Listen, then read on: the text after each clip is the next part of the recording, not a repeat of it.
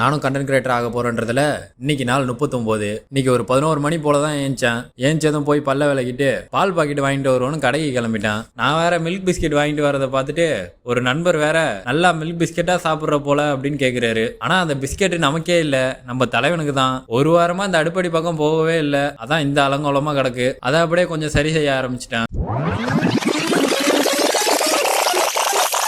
அப்பதான் பார்க்க நல்லா இருக்கு. அப்படியே பாலெல்லாம் காய்ச்சி வச்சுட்டு ஒரு குளியல போடுவோன்னு கிளம்பிட்டான். நல்லா மண்டைக்கு ஒரு குளியல போட்டுட்டு தொக்காவை தூக்கி மாட்டிட்டு காஃபியை குடிச்சிட்டு வேலைக்கு கிளம்பிட்டான். சென்னையில இந்த ரோட கிராஸ் பண்றதுக்குள்ள போதும்னு ஆயிடுது. கொஞ்சம் மிஸ் ஆனா போதும் ஃப்ரண்ட் வீல்ல தூக்கி வச்சுட்டு போயிடுவாங்க போல. அப்புறம் என்ன வேலையெல்லாம் முடிச்சுட்டு ஒரு 9:30 மணி போல ரூமுக்கு கிளம்பிட்டான். வர வழியில ஒரு இந்தியார பையாட்ட பேசிக்கிட்டே வந்தேன். அதான் பல்ல காமிச்சிட்டே இருக்கேன். ரூமுக்கு வந்துட்டு பல வருஷமா துணி எல்லாம் துவைக்காமலே கிடந்தது. அதெல்லாம் துவைக்க ஆரம்பிச்சிட்டேன். எந்த வேலை வேணாலும் செஞ்சிடலாம். ஆனா அந்த துணி துவைக்கணும்னா மட்டும் முடிய மாட்டேங்குது. துவைச்சு முடிக்கிறதுக்குள்ள போதும்னு ஆயிடுது. துணி துவைக்கிறதோட இன்னைக்கு நாளை முடிச்சுக்கிறேன். கடினமா இருங்க காய்ஸ். நாளைக்கு பார்க்கலாம்.